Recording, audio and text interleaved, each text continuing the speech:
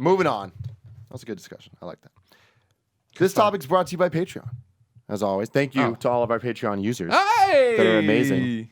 Thank you. Kevin, make sure that their names flow freely like the rivers. Remember when Nick Sarpino asked you if you needed lower thirds, and you're like, no, we have everything. Yeah. This is probably one of them you needed, right? Assume this was made, but, we'll have him make it later. It'll be fine. He's got nothing to do at home. He's probably playing Metal Gear. Can you text him? Yeah. Hey, Google. Cool. Text Nick. Min Chung from Patreon says, what are your thoughts on the Big Three's ability to listen to its customers? We saw Sony listen to its customers during the PS4's launch by focusing on what gamers wanted and asked for. Flash forward to now, it seems like Sony's rarely listening to the feedback of its customers, i.e. UI updates, friend notifications, folders, and let us change our damn name, Shuhei. While Microsoft is doing everything it can do to win them back, and Nintendo. Why are you calling me, Kevin? Get the fuck out of this room. Sony You're doesn't really need dismissed. to do anything right now since they are winning. But Sony made one mistake with PS3. Do you think they'll make the same mistake again? And can they afford to make that mistake again? And can they afford to make that mistake again? In short, I know why these three companies operate the way they do at the moment, but I just want to hear your guys' thoughts on it. Thank you, Min Chung. I think, and this isn't him, I've seen this on the internet before. I think the jump from PS3 to PS4 spoiled PlayStation fans a little bit. Sony is not ignoring you right now. Like Colin and I are always like, or Colin mainly, honestly, is let us change our names, and I throw my support behind it, right? But like, that's not them ignoring it. We know they're trying to work it. Every time we talk to them, they have some excuse of what's going on. But Shuhei's been upfront, like, we'd like to change it, but it's complicated. Folders, UI updates, they just talked about 3.0 firmware, or firmware 3.0, that has a whole bunch of different updates and communities and all these different things people wanted out of it, right? Mm-hmm. So I know as the guy who blogs the Patreon comments, I know this is a bit older. I think PlayStation's still listening.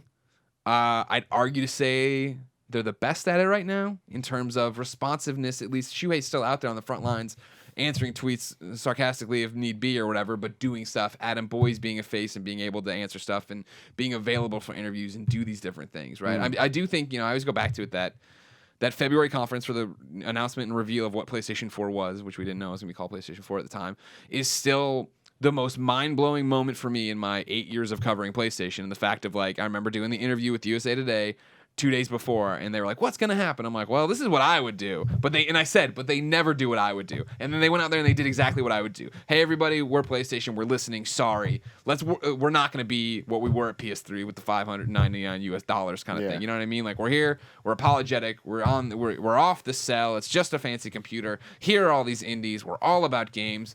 And I see that strategy and that messaging still paying off to this day, right? Like, PlayStation 4 is still a runaway success. It still moves units. And it's like we were talking about, moving without tons of exclusives. Nothing really this fall, right? With the exception of like Uncharted and Tearaway, blah, blah, blah. But not like your AAA, this is what you're buying us for kind of thing. And I think that's a virtue of speaking to the fans and still listening to the fans and doing that, right? Like, it's this weird thing of like, you can't expect, a company that big to hear what you have to say and immediately respond, turn on a dime, right? And I mean, like, I think it's interesting that there's this Blue Vita. What does that mean on this platform we all assumed was dead, you know what I mean? Or at least in its 8-year tailspin or whatever the hell was going to be the final story for Vita, right? But they're still out there. They're still listening. They're still active. They still have the blog and they answer comments, and you meet people there and they know what people want. They're trying to get it there, but it's just not easy to turn that ship, if that makes sense. Now, the flip of that, of course, and I'll let Colin speak at some point in this conversation, is the fact that Xbox has been also awesome at it. You know what I mean? You want to talk about a 180 of like, all right, we said all the wrong things. We're going to go back, which was weird and we didn't like. But then they go and they get Phil in. No, what? What's his name? Xbox P3. What's his? Phil Spencer. Yeah, okay, good. I said that. I'm like, that's not right. Sorry. No, they go and they get Phil in there, and he comes out and we're about games and we're about indies. And you've seen their conferences get better and better with him at the helm. And like, here are all these games, here are all these things. And then like, when we start talking about, are they better at listening? Are they listening the same way? This is one of those admitted things where I am a PlayStation guy, so I'm dialed into that community. I know what's happening in that community more. I talk to those people more. From the outside looking in at Xbox, and maybe not even being outside, we're doing many more Xbox events. I was just up there for the pre-PAX showcase, right, and hanging out and talking to all those indie devs. They're there listening too.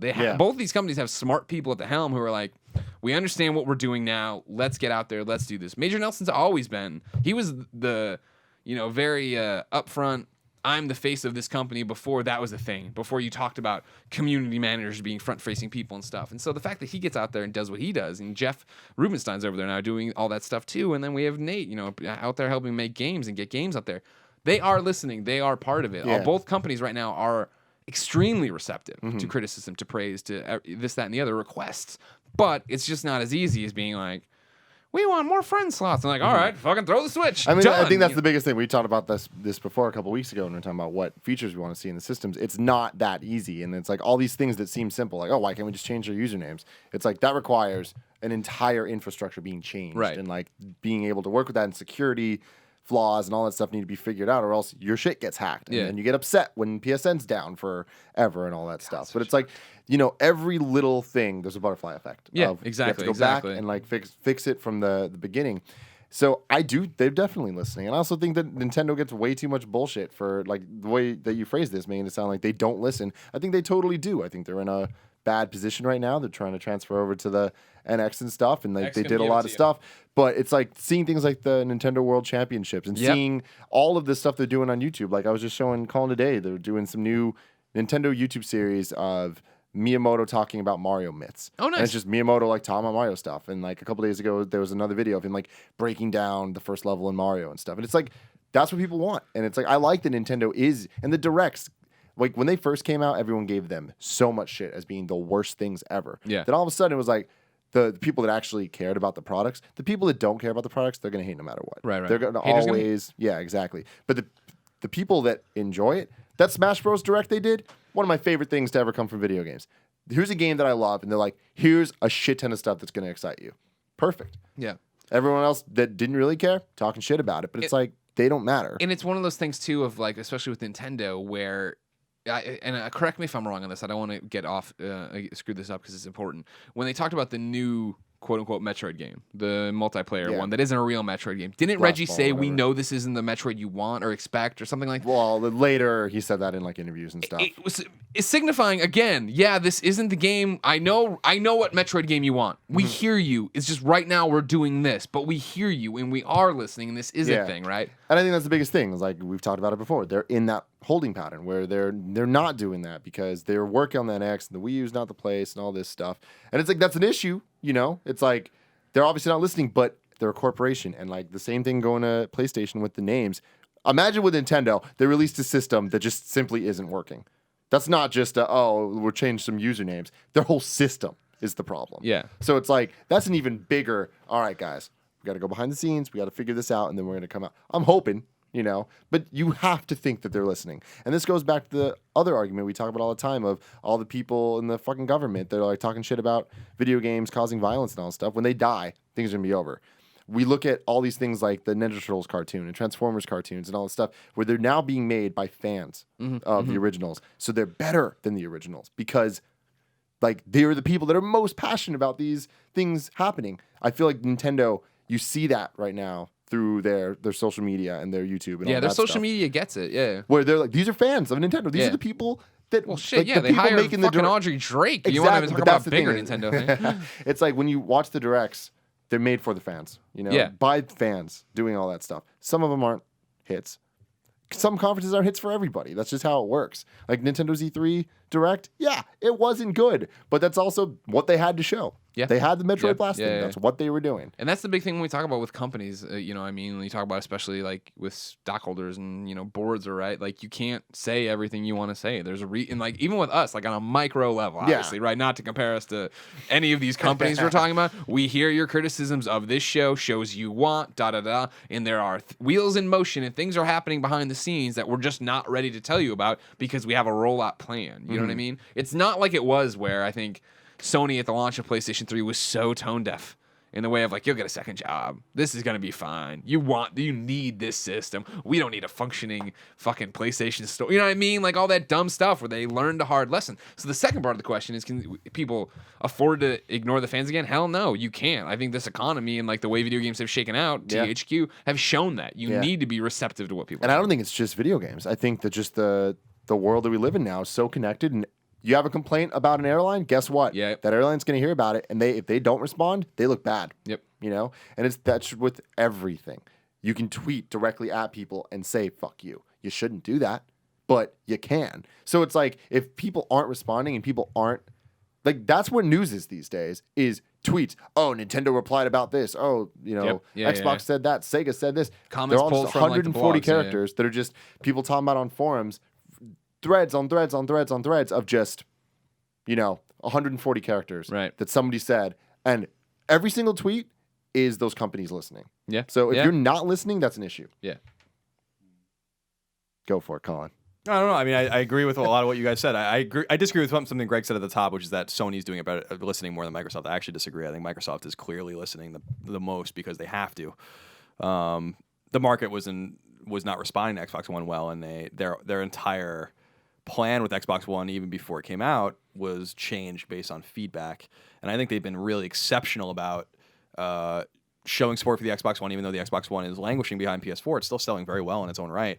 And also, they update it every month, and they I think that their communication is really bad. I think the Major Nelson blog, I think Xbox Wire, I think all these things are muddled and confusing and don't need to exist. I think they need to have like one place to go for the information. They're not regurgitating each other. The way they write about games is way too markety. So I think that they have like a lot of problems on that front, but where it really, really matters, because that's for people that really already exist and are established in the ecosystem. I think that their front-facing stuff with Xbox One and turning it around and dropping the price and putting games in and all this kind of stuff, their first parties, really powerful stuff.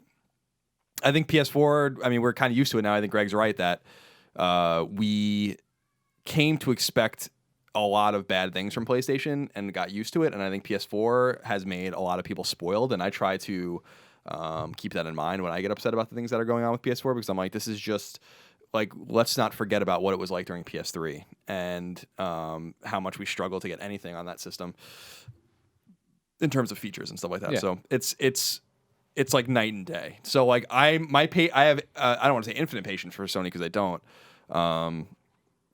My patience for the name changing thing, for instance, is long since past. I don't believe for a second that problem can't be solved. I think it's fucking nonsense that they haven't solved it yet. It's infuriating. It's infuriating to a lot of people. I think that I think people do feel like they're being ignored by Sony on that front.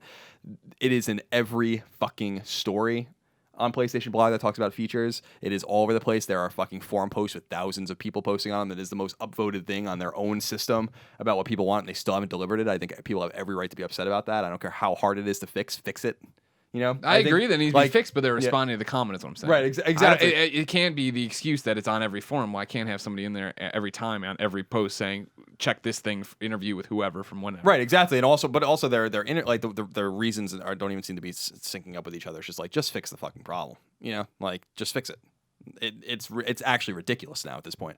So I understand why people are upset with Sony about those kinds of things, and I'm sure that there are technical ramifications about doing something like a name change, but just figure it out, And one of the things that really showed me, although I think part of it is marketing, one of the things that really showed me that you can take a system and do unexpected things with it is when Xbox One did backwards compatibility. It's like the Xbox One was not designed with that in mind, and they did it.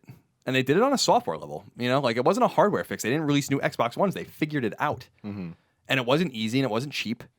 And they did it. And so, like, that's the one thing I'm getting pissed off about with Sony, where it's like, just enough with the excuses.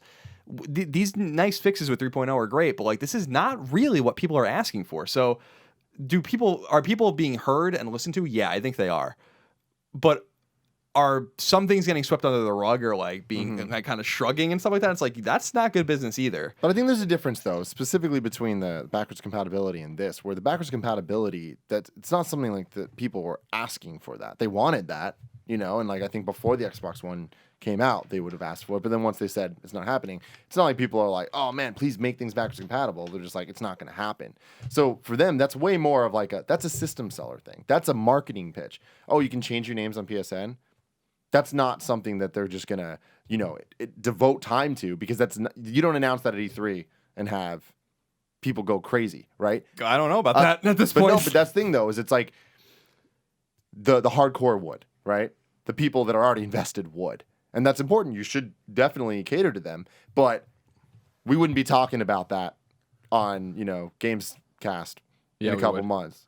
Well, we would, but that's because we. But I mean, I think it's the same thesis as your Nintendo argument that the directs are for the fans. No, yeah. and I'm totally with that. But what I'm saying is, it's like we talk about this the Xbox thing. It's like they did it. They did a fucking huge thing. We wouldn't be talking about the name change being a huge thing at E3. PlayStation wouldn't win E3 the same way we talked about Xbox winning E3. Okay, Because Yeah, no, I don't disagree. I don't disagree with what you're saying there, but I do think Sony is leaving millions of dollars on the table, literally, by not allowing. Like, people are desperate. You know what I mean? And it's like one of those things where like I don't even care. Like, it's like whatever. Like, my name is Moriarty IGN. That's fine. But like, people really like. It's just It's so funny. Like, if you're just tuned into the PlayStation audience, it's everywhere. It's everywhere, and it's like. So I get why some people are like, all right, that's great, but like, there's like bigger system problems that we really like you to figure out at some point. But I think a thing there though is the fact that it's not a 1-for-1. It's not like, well, why'd you do this when you could have done that? Well, I don't agree with you at all on that front. Like, I think that there are a finite amount of engineering resources, and they devote them in ways that they feel are most applicable. So I don't agree with you there. I do think that like things do come out of the ether that affect things not coming out of the ether. I think that's obvious. I mean, that's business, and I trust that this is just an example because it's an example we're all known for talking about for years. I mean, that's the thing, we've talked about it for years. You should have seen, like, right before I left IGN when I wrote that, like, let us change our names thing. That thing did like juggernaut traffic, like insane insane traffic. Got picked up all over the place. Spawned NeoGAF threads and all these kinds of things, and it's like, dude, like. But I agree with you. Like, this isn't going to get new customers because new customers make their name. It's going to make your existing customer fan base happy. And I think that is what Sony's good at doing. Actually, is that Sony fans feel the love. Like, they do feel the love. They're not getting all of it, but Sony. But they get a lot. Yeah, they do get a lot of love. I think PlayStation Blog specifically is a great example of how to talk to fans in stark contrast to the way Xbox talks to fans, which is not nearly as good in that respect. And then we get to. So I think Microsoft's really winning that race right now in terms of optics, in terms of listening because they have to, but they're doing a great job. I think Microsoft's doing a fucking slam up job right now of everything, and they're gonna have a great fall, I think, too. And then I think Sony's winning without really trying, which is interesting. Sony's like kind of doing it with one arm behind their back. Their studios are not ready, so it's really going to be extraordinary if Sony's PlayStation 4 is meteorically selling. It's not even just selling well. It's not even selling great. It is outselling. It is on pace with like PS2. I mean, that's kind of an insane thing when you think about it, right? Yeah. And it's not going to end up where PS2 ended up because you have to remember PS2, of course, was the DVD player. PS2 was the first console unit that Sony made that really penetrated emerging markets in places like Brazil, and it had a huge tail. They were making them until like 2 years ago, so it's like they were still selling. So it's not going to get to that you point. You can still buy Eventually, a new one on Amazon. Oh, I'm sure you can. It's crazy. And so eventually the number is going to dip, but PS4 is going to end up very respectably. I will say about Nintendo that, and this is something we brought up on Colin and Greg Live just in a passing way, but I think what Nintendo needs is new blood, and it seems like they might be getting it in the way that they deal with social media and YouTube and all those kinds of things. I floated this idea, and it's a crazy idea to Greg, where I'm like, is it time for Nintendo to say to someone like Miyamoto, like, you can stay and we'll pay you, but like, you're not making games anymore. Like, we need to bring people now that played your games in to make these games. You know what I mean? Because like, I was looking at my example was I was looking at Star Fox, which I think looks like it's like 15 years old, and I'm like, okay, this is it. Like, I'm at some point I'm like, okay, this visionary, the greatest game designer ever, Miyamoto is a fucking legend, a legend. There will never be another like him that gave so much to the industry or whatever. But I wonder if with the NX and all of these kinds of things, Nintendo should just be like, we're bringing in a bunch of new people now, and we're going to see what they can do. Because the Wii was a success with the mainstream, but somewhat subpar attach rate, and that system died 2 years before it actually died because people just stopped caring about it. And then the Wii U obviously has not really been very successul. And the 3DS is less successful than the DS, where I'm wondering, I'm like, should Nintendo just be open to more new ideas? And I'm excited to see that. The Miyamoto thing is just an example. People would think that that's sacrilegious, but it's just an example of saying, like, should Nintendo make a bold move and be like, sure. Miyamoto, you are welcome here forever, but like, we are going to start putting our resources into new teams and to new ideas and to new developers, 20 and 20-something and 30-something year old kids that grew up inspired by your games, and now they can help save this, this, like, what's happening here. And I kind of see signs of that, because I do agree, like, the Nintendo Direct's a great example of when I still think Nintendo Direct's a little weird. I think it's impersonal. I think that It's a cop out in many ways when you do things like that at E3. I like that it's their way to talk to people outside of the cycle, where it's like, we're doing a direct in February and it's about this, and I think that's great, and I enjoy that they do that. But when they do that shit at E3, I'm like, that's a fucking cop out, you know. So I think it's like 6 of one, half dozen of the other there, where I'm like, you should be at the fucking show This year they'll be there. Yeah, there's no doubt that they'll probably put the NX out or reveal it for the first time at E3. You have to assume.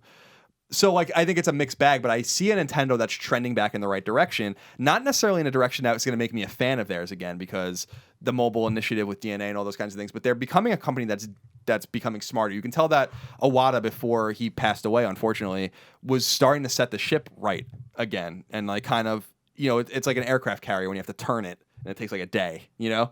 It's like he's spinning the wheel, and then, you know, he's been spinning the wheel, and then he unfortunately passed away. But it seems like that the direction has been charted. They're still going that way. And so with Nintendo, like, what I would love to see them do is I would love to see them trust their Western affiliates more. I think Nintendo of America should be running that show. You know, like, this is the biggest market in the world. This is a huge market for Nintendo, a massive market for Nintendo, and they should have a little more trust in maybe some of their Western partners to be like, let us figure some of these things out. And so I think Nintendo is on the right path, and I do think that these social media moves and all these kinds of things are making them a little more personal, which is something that Nintendo had lacked for a long time, and that was always so confusing because their games are the most personal, you know. And so there was like this fucking crazy dissonance between the nature of their games and the nature of them as a corporate entity, and they need to be able to merge those two things together. There's no reason why they can't have. I mean, people like Reggie and all these kinds of things, but Reggie, I wouldn't consider in terms of hardcore gamers, like core gamers, that like someone like Shuhei or Phil Spencer is like way more important to their companies than someone like Reggie is, and there's no important like why Reggie shouldn't be the guy, or maybe not Reggie, because everyone seems to hate Reggie now after the whole E3 thing, but like someone, although I'm sure that will pass. What was the E3 thing? Well, just like where he was like walking around giving interviews and telling people, you know, about the VR isn't anything. Yeah. Well, you know what I'm saying? Where it's like they need to elevate their people the way Sony was wise enough to elevate their people. See, that's so funny you say that, because to me, like, I feel like Nintendo's people are so much more recognizable. They're recognizable, but they're recognizable. behind glass, dude. Yeah. They're in a museum. I can't talk and interact with them. Everyone can interact with Shu and Adam and these different people. And Phil. But That's what I'm saying. It's like you can't.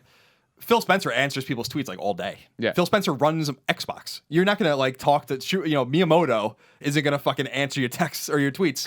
He's on Twitter. You better answer my text, Miyamoto. You know what I mean? So that's what I'm saying is like why isn't Reggie on like you're saying, those guys make news and from stuff, a social like, perspective. That makes sense. like Shuhei is a guy you feel like you can go up and talk to because you can. You know, I've been in this industry for a long time, and if I saw I've met Miyamoto.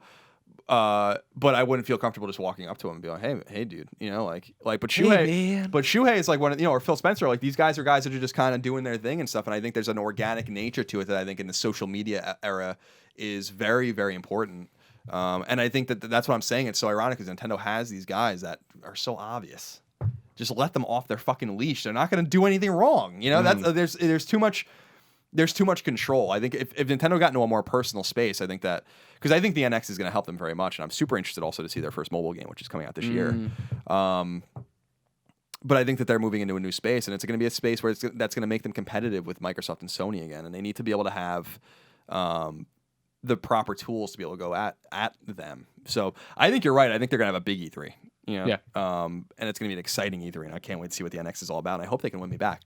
So yeah, I think all three companies are doing great, in my opinion, you know, and doing some things wrong, but most of the things are right. Yeah. I think everyone's kind of trending up. They're trending towards listening to consumers. Sure. And I think that's very important. And it's going to be good for their products. I think Nintendo has nowhere to go but up at this point, especially. True.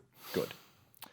That topic brought to you by Squarespace. Squarespace is how we made kindoffunny.com, and I'm in love with how it looks and how simple it was to make. Sites look professionally designed regardless of skill level, no coding required, intuitive and easy to use tools with state-of-the-art technology powering your site to ensure security and stability. Trusted by millions of people and some of the most respected brands in the world, including Kind of Funny. Starts at $8 a month, and you get a free domain if you sign up for a year. Start your free trial site today with no credit card required at squarespace.com. When you decide to sign up for Squarespace, make sure to use the offer code KindofFunny to get 10% off your first purchase. Squarespace. Build it beautiful. Build it beautiful. It's your favorite thing. It's awesome.